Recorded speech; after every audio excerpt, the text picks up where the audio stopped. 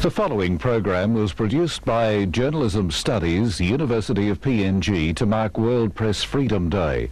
Since the program was made, PNG's Constitutional Review Commission decided to shelve 3 controversial draft media laws in face of widespread public criticism.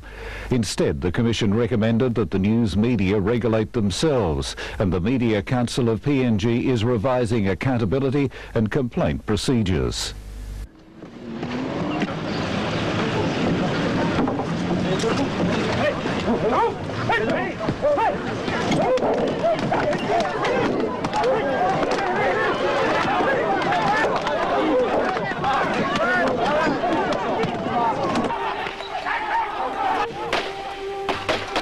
The situation at Waigani as university students protest the user pay policy.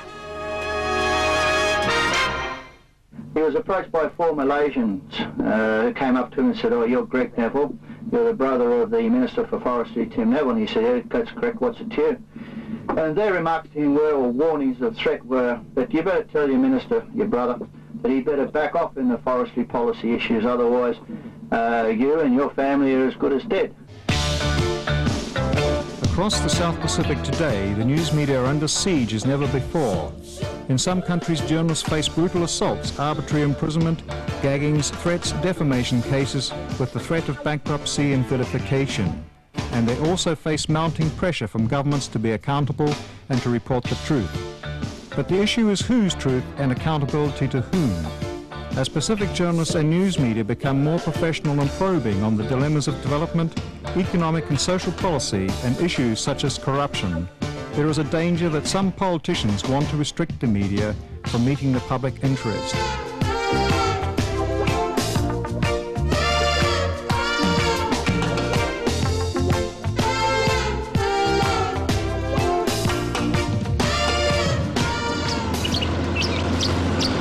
Papua New Guinea is now facing pressure on the news media that is typical of harassment in the Asia-Pacific region in recent years. Sometimes the pressure is direct, other times it takes legal forms. Often the media have been the only voice questioning government abuses, such as in New Caledonia. Bonjour monsieur. Monsieur, bonjour. Une télévision australienne, oui. On peut vous demander qu'est-ce que vous êtes venu faire ici? Tout ce que je peux vous répondre, c'est que nous pensions que vous étiez que ces gens-là étaient sur la chaussée, tout simplement. Et là, qu'est-ce que vous pensez que ça va se passer, là? Je pense que ça va rester dans le calme, tout simplement. Sans plus. Je vous demanderai, s'il vous plaît, monsieur, d'arrêter votre filmage, n'est-ce pas? He's asking us to stop filming. Ah, right. Merci. Ça suffit. Yep. Why, they ask, are the Indonesians invading us? Why, they ask? Sometimes the repression comes in the form of the murder of journalists bearing witness. In October 1975, 5 Australian journalists were killed in the village of Balibo while covering the Indonesian invasion of East Timor. This is the last report by reporter Greg Shackleton, sent the day before he and his colleagues were murdered by Indonesian soldiers. We look like being the last people left in the town. In the meantime, we've daubed our house with the word Australia in red and the Australian flag. We're hoping it will afford us some protection. I don't know whether it happened to Greg or which of the 5, but the majority of them were hung up by their feet. Their sexual organs were removed and pushed into their mouths. They were stabbed with the short throwing knives that the Indonesian soldiers carry. And it isn't known whether they asphyxiated or whether they bled to death or whether some of them got stabbed in the heart and died quickly. The feeling was that because this is quite a common way to punish people in East Timor, bodies are often found this way. And so the Timorese have a fair idea that it takes a long time. They asphyxiate usually. Did the Australian government ever protest to the Indonesian government for the deaths of they claim Greg they and did. his companions? They claim that they asked Publicly protest? No, they asked diplomatic questions, which allowed them to get diplomatic answers.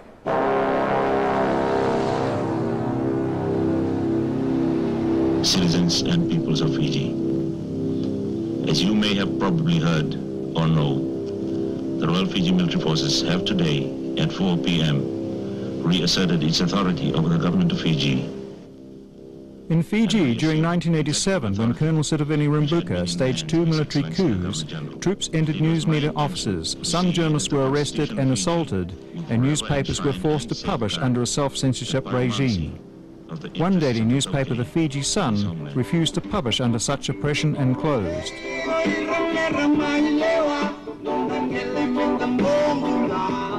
Every year, World Press Freedom Day is celebrated to honour and acknowledge journalists who have been executed, murdered, assaulted, harassed or imprisoned while doing their duty to inform the people. It is also celebrated in the Pacific. Today, the world over, journalists pause to remember colleagues now in prison for stories they had written which may have been unpopular with the respective governments. It's always a fragile thing, and what a lot of people forget is that the journalists are only the messengers, and it's a basic pillar of our democracy to have freedom of the press. It goes along hand in hand with having democratic processes. And while the freedom of the press is contained in the Constitution, it has recently come under the microscope of the government, which asks for media organizations to be more accountable in their reporting. What I would rather like to see is consultative investigation involving parties involved before the press or the newsman or the media can come out to put things in either in a newspaper or on TV or anything of that matter. At the end of 1996, 3 tough draft news media laws were introduced into Parliament in Papua New Guinea. They were the News Media Commission Bill, National Communication and Information Bill, and Freedom of Information Bill, which many believe will lead to jailings of journalists, or at least exclusion of reporters who don't toe the government line. The media in Papua New Guinea is going through a very difficult time right now. Because somehow our elected leaders feel that we have too much power, and through some alerts that we are misusing our power and responsibility to the public, and therefore they want to bring the press under close scrutiny by the government. I think freedom of the media in Papua New Guinea is at a crossroad, and only the elected leaders will decide which way we go. I'm very concerned about it, and so are a lot of my colleagues,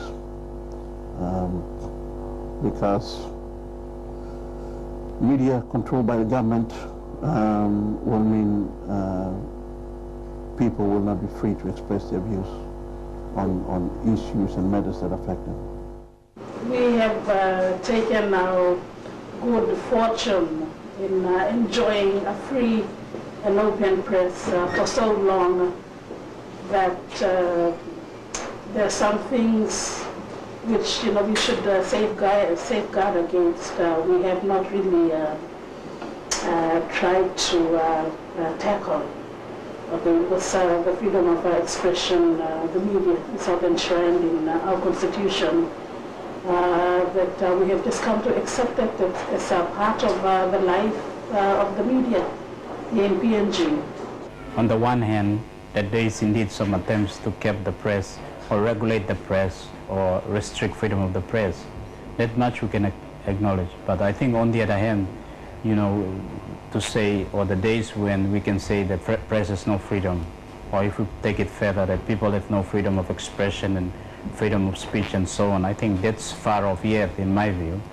And I'm saying this because I think the social circumstance or social political circumstance in PNG is such that it would be hard for the government or for the state to be very restrictive in that area, because the political culture here is such that it's democratic. People are used to speaking out. People are used to saying what they want to say. The issue of licensing for news media and journalists began in 1989. This was when the notorious Media Tribunal Bill, proposed by then Communications Minister Gabriel Ramoy, was introduced. But a national outcry forced the bill to be shelved. Gabriel Ramoy Bill was one example where the government tried to come down and impose laws which would ultimately mean the end of the freedom as we have enjoyed up to date. So this again brings home to those of us in the profession the importance of safeguarding that freedom that we enjoy. Because, okay, we are here today, we'll be gone tomorrow. So we have to ensure that steps are taken now so that this vital part of democracy is maintained in the future for those journalists who come after us. All the well-intended peace efforts have been clouded by what's become senseless killings. But even with the Bougainville conflict smouldering 7 years after it began, Papua New Guinea is still a far cry from the coups in Fiji or the independence struggle in New Caledonia. During 1987, the Australian Broadcasting Corporation program Four Corners tried a novel approach in reporting the New Caledonian conflict. Jacques Carré, a reporter and activist from the pro-independence radio Jido, was engaged to do the storytelling. This is my country. You might know it as New Caledonia, but we call it Kanaki.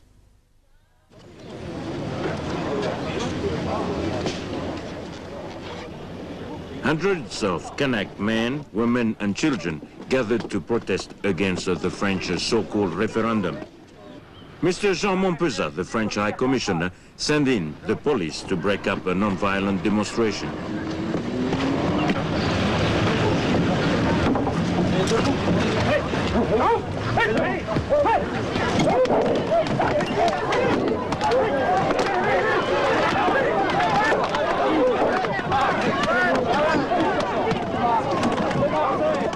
Brutality, sticks and tear gas against balloons. No chance for the balloons. When I see this, my mob and relatives beaten up by police, I can feel only anger and fear. Anger because you want to react against it, and fear because you realize you're dealing with psychopaths.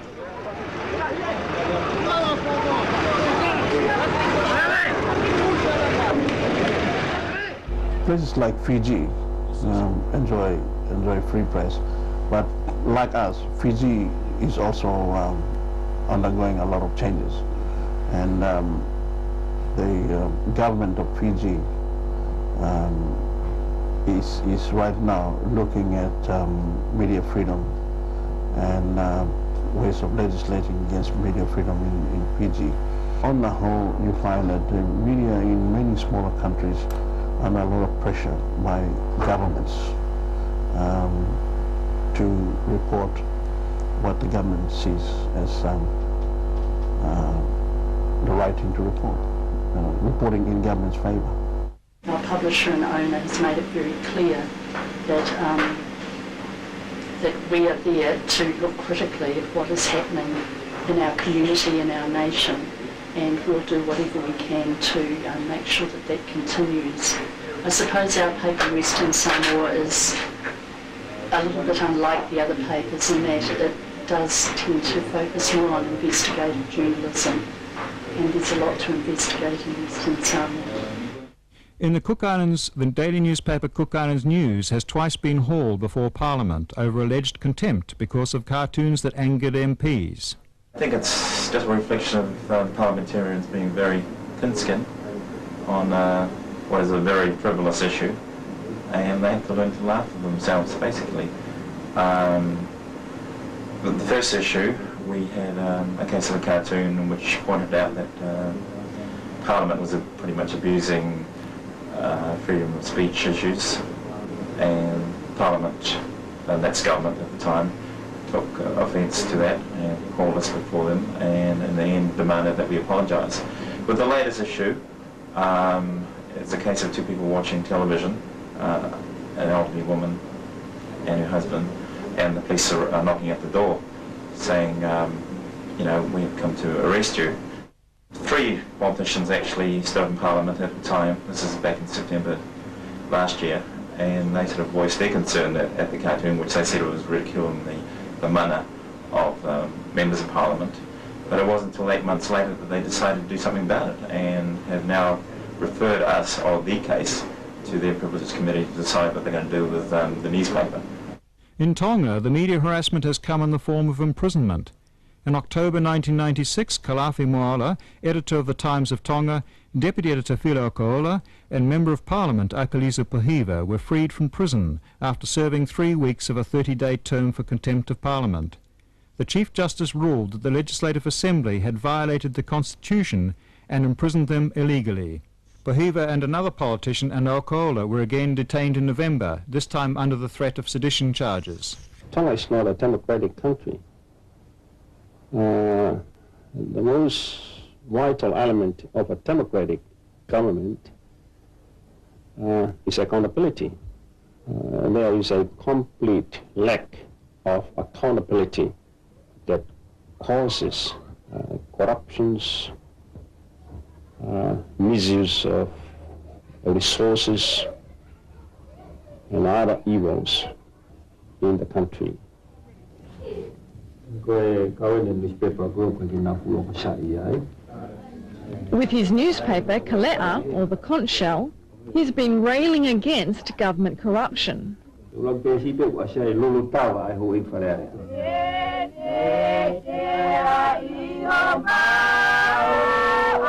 In Papua New Guinea, commentators are concerned that the media doesn't show more concern for Tonga and other regional issues, like West Papua, for example, which is under Indonesian rule. There was some bomb attack in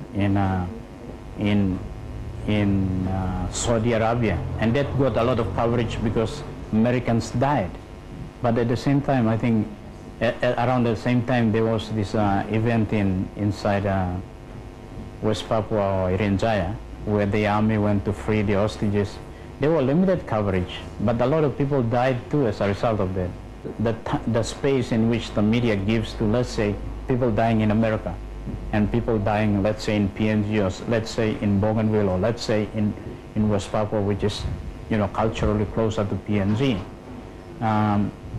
We don't give the same space. I don't think we can necessarily follow a model in the world. I think we've got to design our own. I don't think we can say that let's speak out what's happening in Indonesia, what's happening in Malaysia, and let's apply it here, because the social, cultural, political background are different. Radio and television have been the most affected by media bans or curbs in Papua New Guinea. In 1992, the current affairs program 60 Minutes was banned for a time after Papua New Guinea's chief censor was offended by an interview with Madonna. Maybe your brazenness about sex conceals some insecurity within yourself. I think that's just someone who's afraid of what I have to say's way of trying to undermine what I'm saying. 2 years later, Reporters Sans Frontières protested to the PNG government over an assault on an EMTV journalist, Benny Malaisa. He was attacked by police while he was reporting on a student protest against the user pays policy. Our journalist, who was filming at the time, was punched and booted by a number of officers, witnessed by a large part of the crowd and even fellow officers. A major controversial issue for news media in Papua New Guinea is coverage of mining and forestry development issues. At the Post Korea, we try to give as much coverage as possible. There are areas like, I think, logging apart from the actual lobby, the anti-logging and pro-logging lobby that is going on, has received wide coverage. Media generally have not actually ventured into project sites to actually see for themselves what is taking place in those project sites. I think this is one of the failures of the media. And it could be because of accessibility into those areas. Sometimes you can only go in because the company that is doing the logging can take you in. It's difficult for the media to find their own way in there. One of Papua New Guinea's two national daily newspapers, The National, founded in 1993, is owned by a subsidiary of a Malaysian logging company, which dominates the timber industry. When the paper was launched, there was some controversy about its ownership, but this has receded in the past 3 years. Nevertheless, the company Rimbun and which has also been expanding its news media interests in New Zealand and the Asia-Pacific region, has maintained a high media profile in Papua New Guinea. In 1994, it was at the centre of a defamation case against Radio Kelang over a controversial program with popular talkback host Roger Haofa. Their remarks to him were, or warnings of threat were, that you better tell your minister, your brother, that he better back off in the forestry policy issues, otherwise you and your family are as good as dead.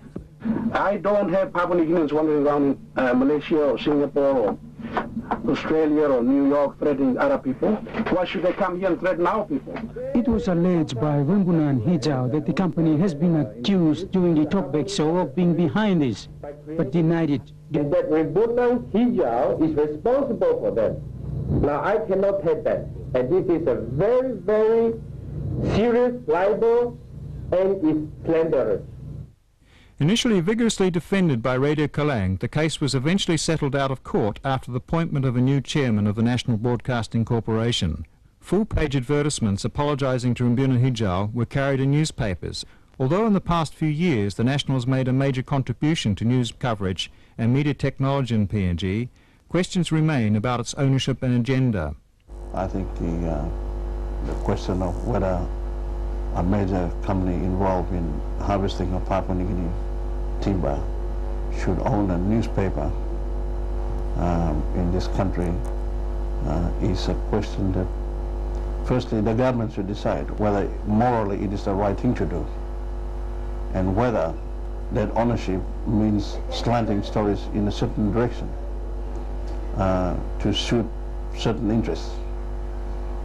That is something that the government needs to address.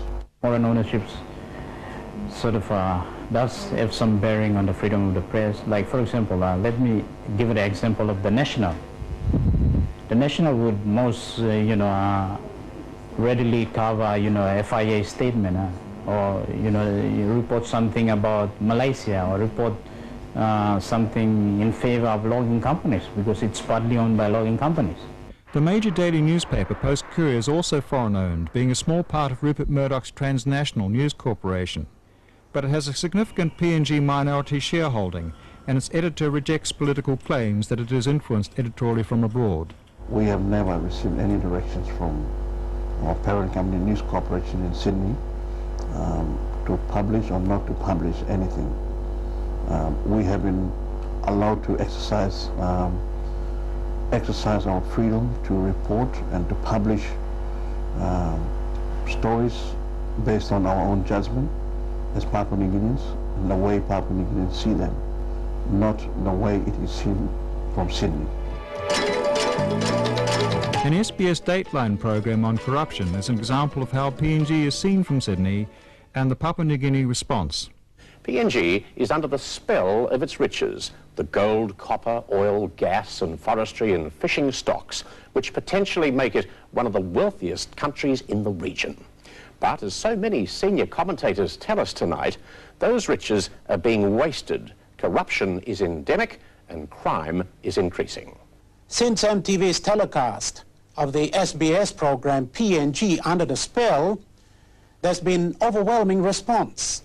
People from all walks of life wrote in to have their say. Papua New Guinea's news media has vigorously defended the freedom of expression guaranteed under the Constitution. But with strict new laws and a general election this year, many people say this is now jeopardized. Right now it's under threat. And there's a big question mark hanging over Papua New Guinea right now. And as I said to you, it will depend on how our elected leaders view the question of media tribunal, which the Constitutional Review Commission is pushing to establish, to monitor media freedom and the way the media operates in this country. That's serious, because we don't know what the powers of that tribunal will be, and it frightens me. It frightens me that the government should go to the extent of setting up a watchdog for the media. The best course of action is to allow the media to be self-accountable through an organization like the Media Council. Until we really get our foundations steady, that we have a press council of such operating very strongly, vigorously, that we have a journalists association, actively, going out of the way to promote the interest of the journalists in this country. Our survival, our strength is as good as the way we're operating now, which is not that 100% strong. If the press is not there, or if the space is not there, or if the press exercise like its own censorship and say, we'll give only space to that sector of the community, the business sector, because that's more important. They give us more money. They make development, and the other sectors who are not involved in making money, they feel left out, they are cut off. Then they are not heard, so they'll resort to other ways.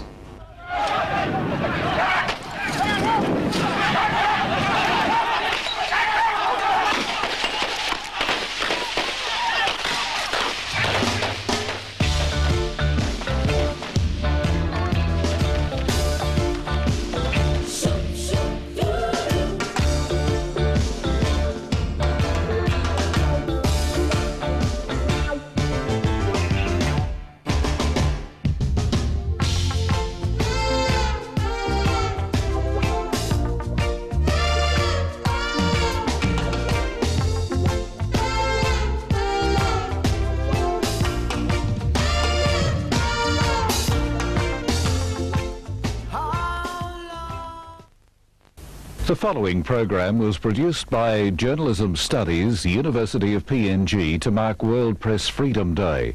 Since the program was made, PNG's Constitutional Review Commission decided to shelve 3 controversial draft media laws in face of widespread public criticism. Instead, the Commission recommended that the news media regulate themselves, and the Media Council of PNG is revising accountability and complaint procedures.